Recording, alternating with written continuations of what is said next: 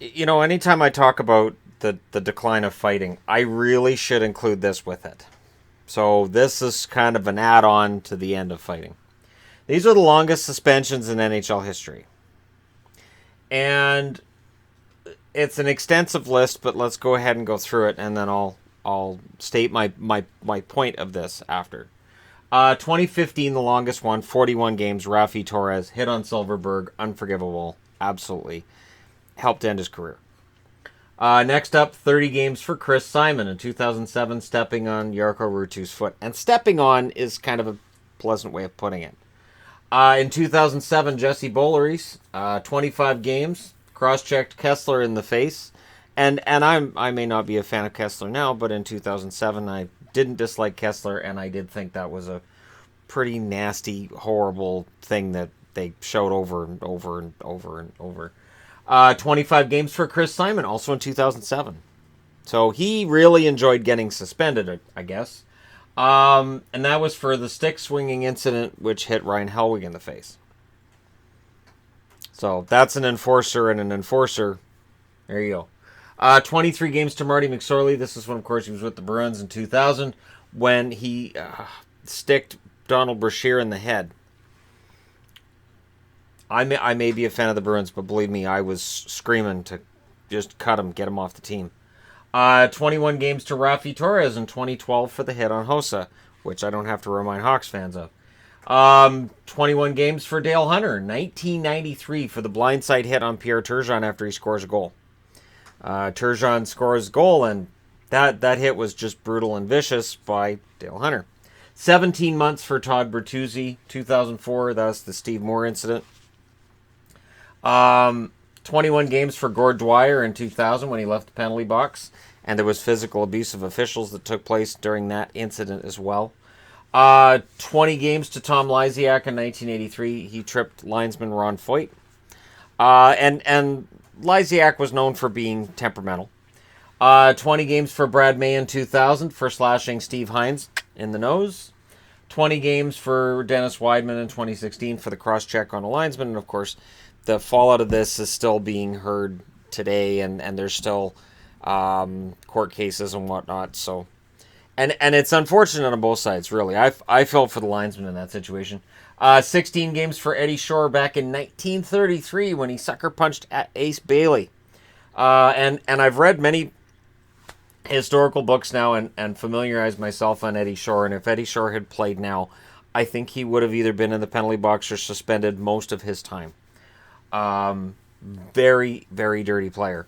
16 games for Matt Cook in 2011 for the elbow on Ryan McDonough. 15 games in 1955 for Maurice Richard for knocking out an official during a fight. And it wasn't accidental either. Then, of course, the Richard riot happened as a result of that suspension. 15 games for Wolf Paymont in 1978. Deliberate facial injuries is what it was written up as. That's something. 15 games for Dave Brown in 1987 for a cross-check on Thomas Sandstrom, which was seen as intent to injure. 15 games for Tony Granato in 1994 for a slash to the head. 15 games for Sean Thornton in 2013 for a punch to the head while Brooks Orpik was down on the ice. Anytime I talk about fighting, immediately the conversation is, you can't take fighting out of the game because the game will just get dirty. Of the fights that we see in hockey and of the fighters that commit those fights, how many of these guys that are suspended in these situations were enforcers? 50%? And I'm not doing this to slam enforcers. It's just you have to look at both sides of the argument here. I'll qualify Eddie Shore based on what I've read. I think he would have fought anybody. Brad May, Steve Downey. Gord Dwyer never backed down from a fight. Bertuzzi would never back down from a fight. He wasn't an enforcer, but he didn't back down from a fight. The Steve Moore incident happens in part because he wanted Moore to fight. Moore had already fought earlier in the game, and Moore's just trying to play the game. Dale Hunter never backed away from anybody. Torres, from my remembrance of his career, I don't remember him walking away from fights either, but I won't put him as an enforcer. McSorley absolutely fought everybody. So did Simon, and so did Boleries. And my point is simple.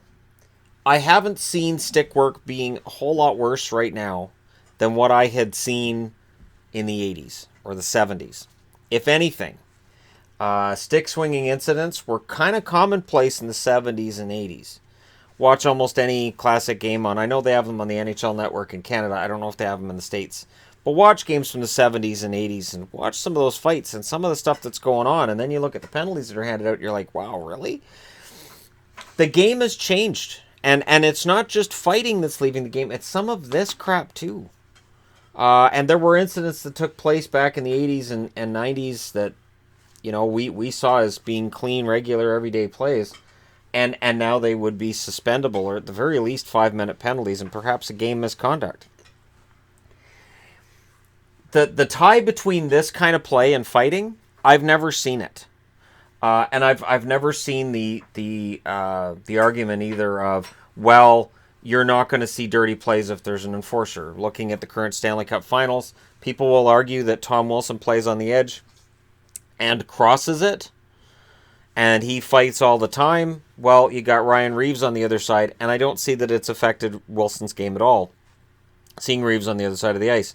Nor, in the last game that they played, did knowing that Tom Wilson was in the game, did it stop Braden McNabb from the shot from behind that he gave TJ Oshie with only a few minutes left. These are plays that you see in a game and you go, wow, that's kind of cringy, and I really hope that guy's okay.